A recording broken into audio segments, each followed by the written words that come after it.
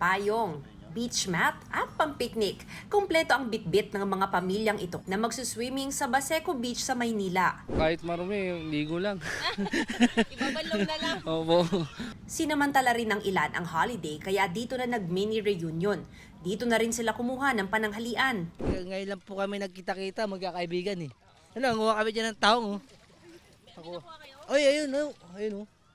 Siguro mga kalahating bal dito, nagsayo na kami. Dagsa ang mga tao sa Baseco Beach dahil holiday at dala na rin ng mainit na panahon.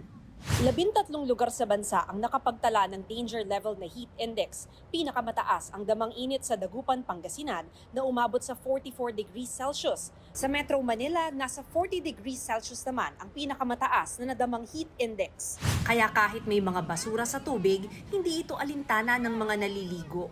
Pag high tide malinaw, pag low tide naman po, marami mga basura. Hindi ba kayo natatakot kasi nga maraming basura? Sanay naman na po.